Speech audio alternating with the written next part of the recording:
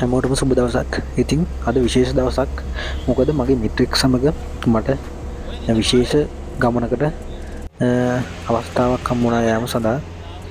මේක විශේෂ වෙන්නේ මොකද ඔයාලා දන්න ලංකාවටම ලොකු බලපෑමක් කරපු දිත්තා සුලිකු නාටුව නිසා ලොකු ව්‍යසනයකට පත් වුණා. ඉතින් හැමෝම කතා බහ කරන මහනුවර ප්‍රදේශයේ ඔයාලා හොඳටම දන්නවා. මහනුවර ප්‍රදේශයෙන් තමයි මේ ගමන ආරම්භ කරන්නේ. අපි ගමනාන්තය වෙන්නේ අද දවස රාත්‍රී කාලයේ මොනරාගල. ඉතින් අපිට යන්න තියෙන්නේ ඉතාමත් අමාරු මාර්ගයක. ඔයාලා ටිකටම රැඳී ඉන්න මේ වීඩියෝත් එක්ක. මොකද අපිට යන්න තියෙන ගමන ඇත්තටම අපි දන්නේ කොහොම වේද කියලා. අපි දිගණෙන් ආරම්භ කරන්නේ මහනුවර දිගණෙන්. ඊට පස්සේ අපි තෙල්දෙනිය පාසු කරනවා. තෙල්දෙනිය ඊට පස්සේ මැද මහනුවර ඊළඟට හුන්නස්ගිරිය. ඔයාලා හොඳටම දන්න හුන්නස්ගිරිය කොහොමද කියලා. විශාල ආපදාවට ලක්වුණු ප්‍රදේශයක්. ඉතින් ඊට පස්සේ උඩදුම්බර, ඊට පස්සේ 18 වංගුව, ඊට පස්සේ මයංගනේට තමයි අපේ ලොකුම බලාපොරොත්තුව යාමට. වික්ටෝරියා ජලාශය උපරිම මට්ටමේ දැන් පිරලා තියෙන්නේ.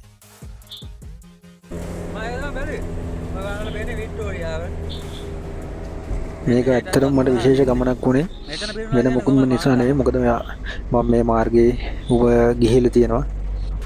බොහෝ වාරයක් ගිහිල්ලා තියෙනවා. නමුත් මේ අවස්ථාවේ විශේෂ වෙන්නේ ඉතින් මේක ආපදාවට පත් වුණු ප්‍රදේශයක් කරා ගමන් කිරීමට සිදුවීම තමයි.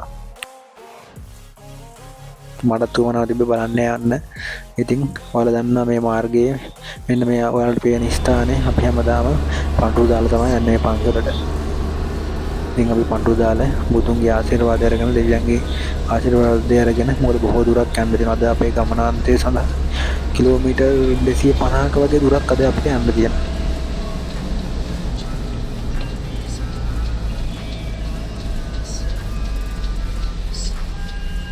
මේ ආපදායෙන් පස්සේ යන පළවෙනි ගමන කියලා. ඉතින් මාව සම්බන්ධ කරගත්තේ ඒ නිසායි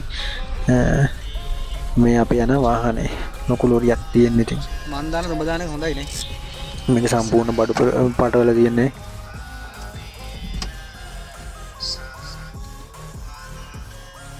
මේ වලට පෙන්න තියෙන්නේ වික්ටෝරියා ජලාශයට හැරෙන තැන. මේ හැරෙන ඕන ඔයාලා පේන ඇති. මේ මාර්ගය දිගේ ගියොත් කිලෝමීටර් 8ක් පමණ වික්ටෝරියා වේල්ලට යන්න පුළුවන්. බෝඩ් වික්ටෝරියාවට යන පාර මේ පසු කරන්නේ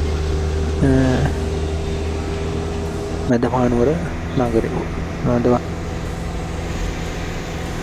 මහනුවර උපතකල් කාර්යාලය අපි පසු කරා.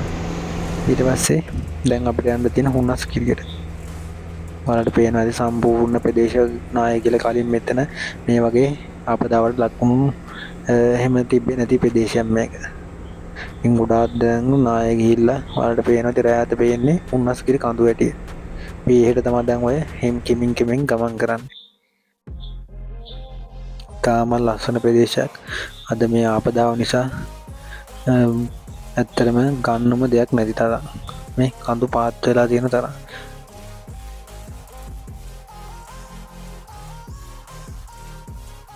දැන් අපි කෙමින් මේ වලට පේන දේ බෝඩ් එක හුන්නස්ගිරි ටවුන් එකට අපි දැන් කිට්ටු කරනවා. ඔයාලා දන්නවා ඇති විශාල ආපදාවට ලක්වුණු ප්‍රදේශ අපි දන්නේ කොහොම වේද කියලා බලමු අපි.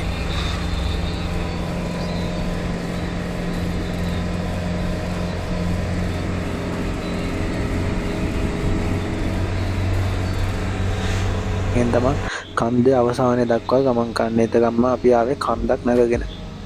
මේ තියෙන්නේ හුන්නස්ගිරි ටවුන් එක.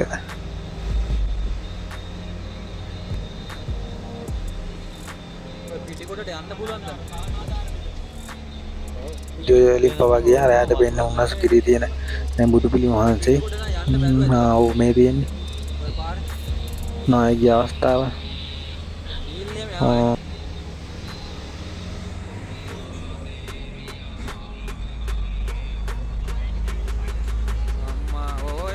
කේස් එකෙන් තමයි ගොඩක් ගිහිල්ලා තිබ්බේවා. විශාල කඳු පාතට ඇවිල්ලා මේ පාර මාර්ගයේ වැසිලා තියෙන. ඉතින් ඇත්තටම අපේ වාහනයට යන්න එක මන්තිරුවක් තමයි සමහර තැන්වල තිබ්බා. අම්මෝ ඔයාලා මේ පේන්න තියෙන්නේ ඔයාලා දන්නවා මේ බස් රථ දුර ගමන් සේවා බස් රථ නවත්තන තැන ඔය. ඒ බීම සඳහා නවත්තන ස්ථානේ. ඒකත් යට වෙලා තියෙනවා. මේ තියෙන මේ හුන්නස්ගිරියගේ විශාල කන්දක්. ඇත්තටම දැන් නම් කන්දක් නෑ, ඇත්තටම තැන්නක් වගේ බවට පත් වෙලා තිබ්බා අපි යද්දි. ඔය පේන ප්‍රදේශය සම්පූර්ණයෙන්ම යට වෙලා. විශාල ගල් කඳු තව ඉස්සරහට එන්න තියෙනවා. ඇත්තටම තිබ්බ ඒ කඳු පන්තිය සම්පූර්ණයෙන්ම ගිලා බැසීමට ලක් වෙලා නාය යෑමකට අසු වෙලා. අපි මේ ආකාරයට යන්නේ ඇත්තටම අපේ වාහනයට පමණ සමාවක් තැන්වල ඉඩ තිබ්බේ.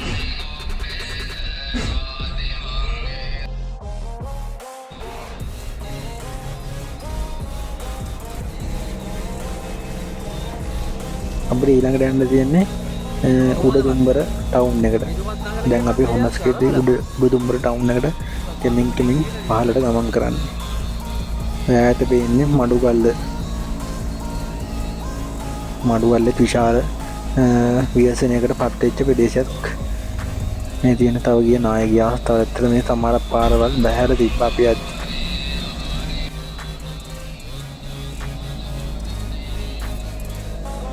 මේවා ගලවගෙන ඇවිල්ලා තියෙන්නේ බං.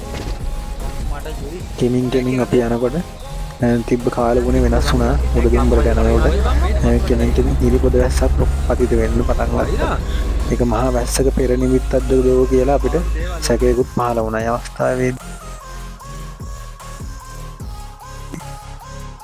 ඉතින් අපි උඩදුම්බර ටවුන් එකට තමයි දැන් කිට්ටුව දෙන මේ තියෙන උඩදුම්බර ටවුන් එකෙන් වම් අත පැත්තට තමයි කළුගර පාර තියෙන්නේ. ඊට චුට්ටක් ඉදිරියට යද්දි තියෙනවා ලකුණු අත පැත්තට මඩුගල්ල පාරගේ. විශාල ආපදාවලට ලක්ුණු ප්‍රදේශ තමයි මේ දෙපැත්තම යන්න තියෙන්නේ. ඉතින් මේ පැත්තේ මිනිස්සු තාම අසරණ වෙලා කියන්නේ ආපදාවටපත් වෙලා ඔය එන වාහන වල තියෙන කළුගල පාර. අනිත් ඉදිරියේ තියෙන මඩුගල්ල පාර. ඉතින් තාම මේ මිනිස්සු අසරණ වෙලා තියෙනවා කියලා තමයි ආරංචිය ලැබිලා තියෙන්නේ. මීමුරේ මාර්ගය අපි පසු කරා. මීමුරේ කියන බෝඩ් එක වලට මට පෙන්වන්න බැරුණා. නමුත් එම ප්‍රදේශات බොහෝසේ විශේෂණයකට පත් වුණු ප්‍රදේශ තමයි.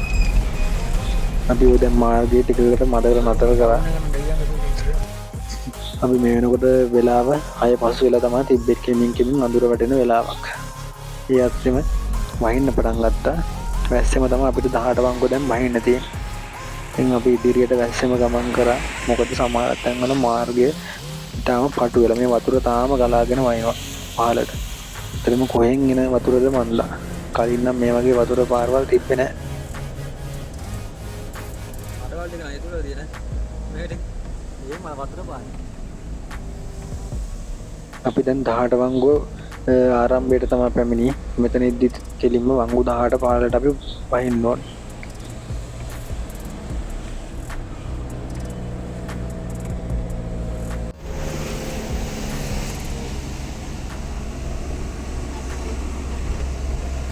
වංගු හරි හැඩයි ගහලා තියෙන බෝඩ් එක. අපදාටපත් වුණු ප්‍රදේශය හරහා ගමන් කිරීම ඇත්තටම අනතුරුදායකයි. එම නිසා තමයි අපිට මේ තියෙන විශාල ගල් පෙරළිල්ල 18 වංගු. ඉතින් පහළට යෑම තමයි ලොකුම අරමුණ නේ අපේ. වෙලා මචං දැන් දෙන්නම් 10. ඔය දින පළවෙනි වංගුව. 6යි. පළවෙනි වංගුව.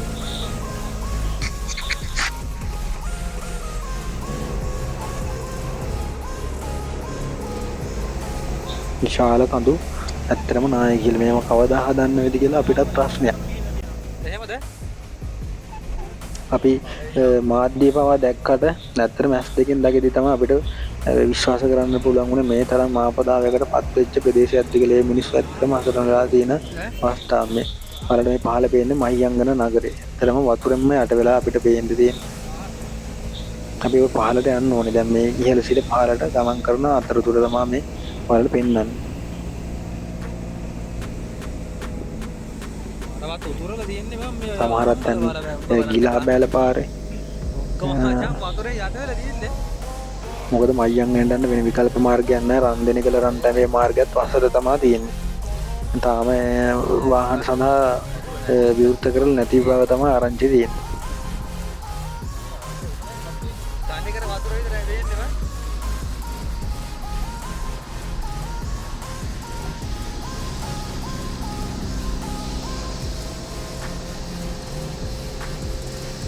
කෙමෙන් අඳුර වැටෙන වෙලාවේ අපි මේ ආකාරයට පහළට ගමන් කරා. විශාල ගල් පාරට පෙරලිලා ඇත්තටම මාර්ගයේ හරිම පටුයි, ඉස්සන සුළුයි. ලොකු අවධානමක් කරන තමයි අපි මාර්ගයේ පහළට ගමන් කරේ.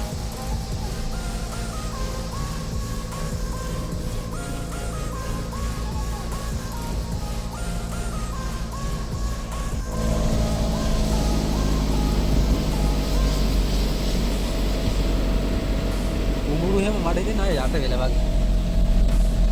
මීදුමත් දැන් කෙමෙන් පතිර යන අවස්ථාවක්.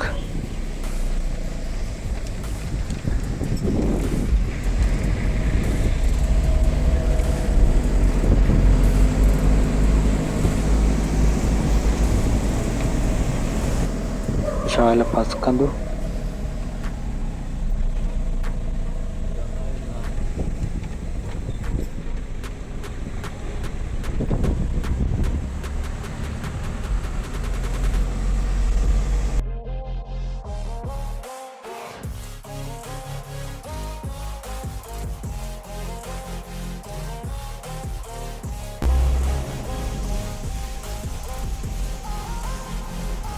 ෆෝන් එක පිච්චිලාද ස්විච් එක පිච්චිලාද? ඕක අර මැග්නට් එක අවුල් වෙලා දැන්. වාහන තෙමින් තමයි ගමන් කරන්න. මොකද අනතුරුදායක ප්‍රදේශ. ආපහු මේ වැස්සට මේ තියෙන පස් සම්තුක් තුළ තියෙන දැන් ජලයෙන් දැන් කොයි වෙලාව හරි පහළට ආයපහු රූටගෙන එන්න තියෙන ප්‍රවණතාවය වැඩි ඉති. බලන්න මේ පේන වැඩි විශාල නායයාමකට හසු වෙලා තියෙන 14 වංගුව.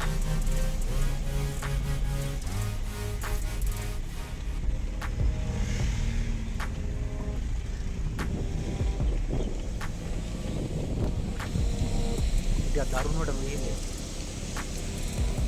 අර උඩ මචං අර අලවල තිබ්බේ බං ඒක ඇවිල්ලා තියෙන්නේ.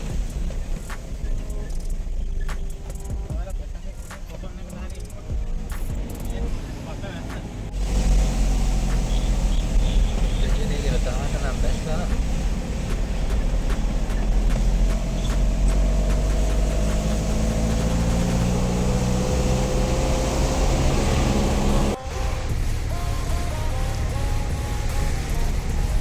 මේ තියෙන මයංගන නගර ඉන්නේ වතුර ගහලා වල ගන්නවා තියෙන මේ මයංගන පාලම වතුරින් වතුර ගියා මේ ආපදාව නිසා මයංගන නගරෙම වැටුණා. මේ පාලම කැඩිලා ගිහලා තියෙනවා. ඉතින් මේ වෙලාව වතුර සෑහෙන ප්‍රමාණයක් තියෙනවා.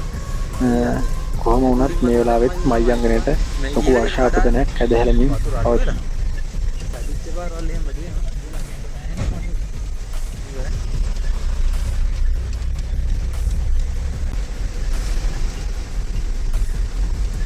මේ මයංගන නගරයේම ආපදාවට පත් වුණ අවස්ථාවේදී ගම් වතුර නිසා යට වෙලා තමයි තිබ්බේ. මේවා යට වෙලා තිබ්බා කිව්වා.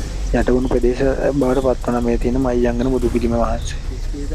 අපි මෙතනින් හැරෙනවා. හැරිලා අපි බිබිල පැත්තට තමයි ගමන් කරන්නේ, බිබිල නගරයට.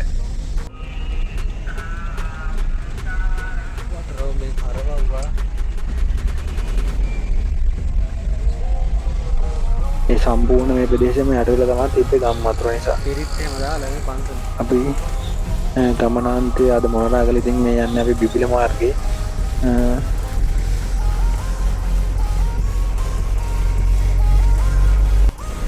දැන් වෙලාව 9:00යි. ඔය දින්නේ මැදගමනේ. මැදගම.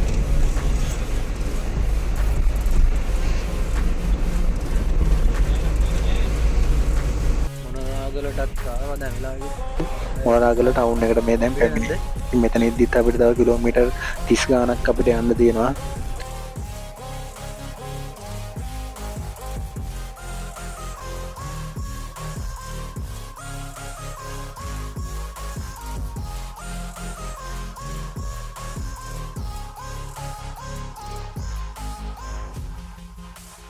අපි දැන් ගමනාන්තයට ළඟා වුණා.